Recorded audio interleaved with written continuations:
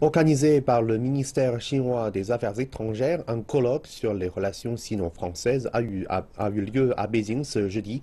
Une vingtaine d'invités chinois et français ont discuté toute la journée de questions liées au thème relations sino-françaises et sino-européennes à l'horizon 2020. Au programme se trouvaient les relations sino-françaises et la gouvernance mondiale. Monsieur Hubert Védrine, ancien ministre français des Affaires étrangères, a accepté de répondre aux questions de notre journaliste Liu Fang sur ce sujet.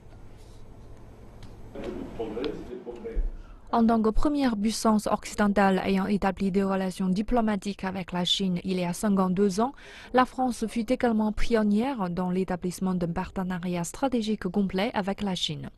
Il en fut de même pour la création d'un programme bilatéral dans le domaine de l'énergie nucléaire civile. Selon l'ancien ministre français des Affaires étrangères Hubert Védrine, en plus des domaines technologiques de premier ordre tels que le nucléaire ou l'aéronautique, il faut trouver sans arrêt de nouveaux domaines de coopération. Et moi, je pense qu'on les trouvera dans les nouvelles technologies, et les nouvelles technologies associées à l'environnement, puisque la Chine est en train de prendre le tournant de l'écologie, ce qui est très important pour tout le monde.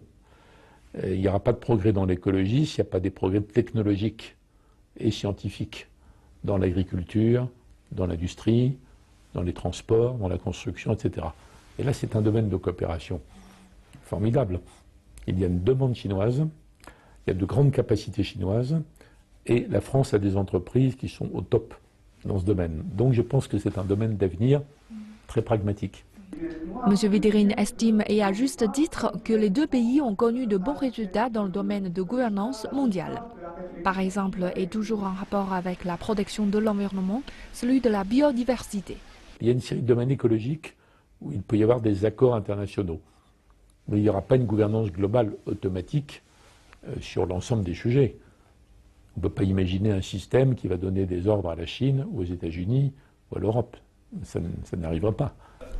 Personne ne peut en effet dicter la conduite des grandes puissances mondiales et Hubert Védrine pense que la mondialisation pourra à long terme irriter les pays occidentaux. Moins d'accords seront signés, ce qui ne veut pas dire que les relations bilatérales entre la Chine et la France vont se détériorer. En France, tout le monde est attaché à l'importance de la relation franco-chinoise, mais il faut qu'on se parle vraiment comme des amis, très franchement, très concrètement, pour pouvoir développer sans arrêt des nouveaux domaines et pas simplement faire des commémorations sur le passé.